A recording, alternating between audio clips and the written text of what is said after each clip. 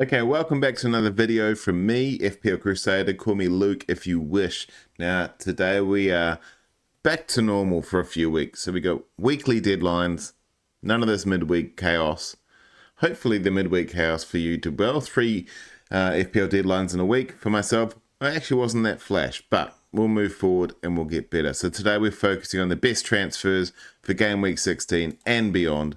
And we're going to look at the top transfer targets. We've got some value picks, got some differentials there, and I'm going to have a quick look at captaincy for game week 16 as well. But first things first, let's have a look at points. I've had some dismal weeks over the last few. Some of you that have been following the pod know I've gotten down towards 20 odd K, 40K, fluctuating between 150 and 70K, and then now probably at our worst.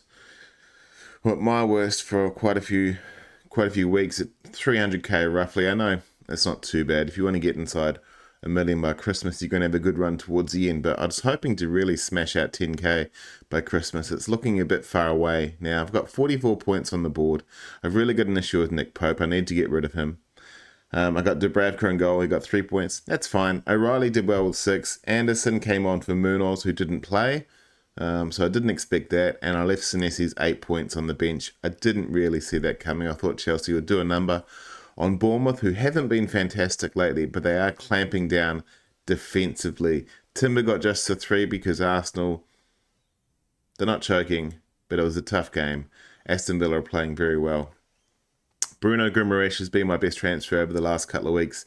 He came off the bench and scored a goal last week, and this week he scored another goal. So he's quickly becoming one of my favourite little players over this very small stretch. And Mbeumo plays away to Wolves. He's so highly owned, but if he needs to score huge points for me to get a decent rank jump. Eze with 1 point. Eze's becoming an issue. If it wasn't for that 20 points against Tottenham, the hat-trick against Spurs in the North London derby, then I think that I might get rid of him, but I'll keep him for now. Foden, I jumped on the bandwagon. 5 goals in 4 games. Welbeck, Mateta both failed. So did Haaland. He was the captain. 44 points. I've only dropped 15K. Hopefully Mbeumo can save me this week. We'll see how it goes. Hopefully you did better. Who am I looking at bringing in this week? So the best transfers, now that we've got 5 for AFCON. Yes, everyone has 5 for AFCON. When the AFCON players come back, you don't get 5 again. I've seen that question quite a few times. It's set and forget 5. You can use it as your leisure, and you'll still get 1 goal per week after that. Cole Palmer, midfield, sleeping giant. That's wrong. He's 10 point something, not 14 point. Clearly, I had Erling Haaland there last time. Don't worry about the percentage, but he's only got 1 goal, 1 bonus, and 13 points all season at 1.1 XGI. Only 3 shots on target. And he's got 2 points over the last 4 game weeks. Why the hell is he here? You're probably thinking. Why is he in this FPL transfers? Well, I'll tell you why. He's the sleeping giant that can do anything on the ball. Everton at home, Newcastle, Villa, Bournemouth, City. He can star in all of those games, especially against City. He likes playing against his old club. He's starting games. He's not really hit the form yet, but I'm thinking about the Mbeumo to Palmer move just so I can get ahead of the game. I think Palmer's going to bang eventually, and I think he'll do pretty well for the rest of the season. We'll see how he goes midweek if they play him in Europe. If not, then he'll definitely be playing this week, and I'll contemplate bringing him in. But he is someone I've got my eye on, so hopefully he can pull his socks up and get back to that devastating form. We know Cole Palmer 2 years ago was an amazing FPL asset. He was last year as well in patches. He just wasn't as consistent. Igor Thiago, he's in his career best form. He's shot up to 29% owned, and he's almost 7 million now. He started at 6.5, 11 goals in the 14 games, or 15 games, 12 bonus, 80 points. He's number 2 striker in the league, 9.3 XG, so he's overperforming. He's got 20 points in the last 4 and 20 shots on targets. And pretty good fixtures. Leeds, Wolves, Bournemouth, Tottenham at home, and Everton away.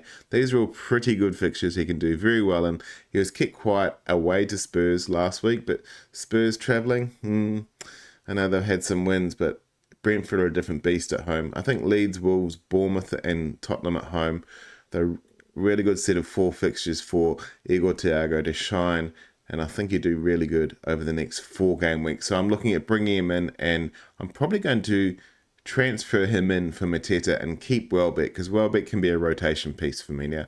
I still think Welbeck's going to sporadically score goals, but looking at Brighton's fixtures, I think I'm going to play him every second week. They've got Liverpool coming up next week, so obviously he's going to be on the bench. Then they've got a couple of good fixtures, and then I think they got City or someone else tough. So for me, Thiago comes in. Mateta needs to go. He's a bit more expensive. I'm saving $1 million with Thiago there, and also Mateta he's got that XG, but he's not converting anymore. He's got 1 goal, I think, in the last 4 game weeks, so I can't really afford that myself. Lo and behold, my most wanted. Here are the 3 players that the most wanted for the Crusader, for me, and also in my group of people that I speak with. Declan Rice is probably right up there. He's so consistent. He's 84 points. He's number 1 midfielder now. He's eclipsed Semenyo. He's only got 7 returns of the 14 games, 12 bonus, but he keeps getting DEFCON. He keeps getting points. He got 2 bonus, even though he lost. And let that sink in. Aston Villa beat Arsenal 2-1, and Declan Rice, who didn't score a goal, got 2 bonus points. So let's not look a gift horse in the mouth. 7.1 mil. I could easily get to him from Eze, so I think I might just go there. Do I burn one of my 5 transfers? I wanted to keep 3 or 4 of them until when they come back, for players that come back, for the likes of Mbeumo, for the likes of Semenyo, maybe even Salah, depending on how I'm looking. Thiago, as I said to you before, he's one of the highly wanted players. 80 points, 11 goals, 12 bonus. His XG is 9, so he's just phenomenal. And he's got those good fixtures as well. He's tanked it in the last 2, but he's had Arsenal and Tottenham.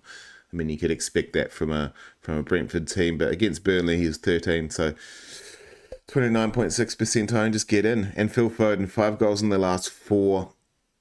These are where the transfers are coming in. 5 goals in the last 4. West Ham at home, Nottingham Forest away, 6 goals, 2 assists. He's only got 3.82 XG.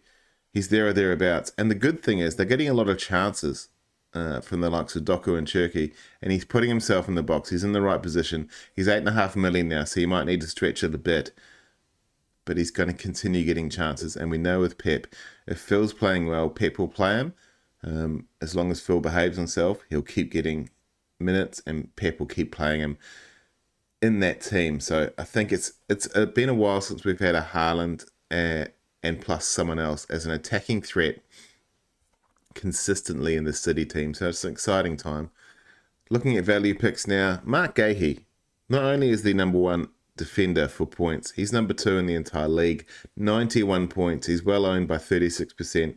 He's got 6 goals and assists. 6 weeks he's got DEFCON, and he's got 6 clean sheets. I've got Munoz, who's got similar points. Maybe I should just bite the bullet and bring in Marc Guéhi as well. I think it's the double up wouldn't be too bad, I don't think. 5.1 million for 91 points. That's a hell of a return. He's done really good, Marc Guéhi. He might have earned his transfer to Real Madrid. Bruno Guimaraes, 6.9 with 81 points. Only 11% owned, but he's got 9 goals and assists now, Bruno Guimaraes.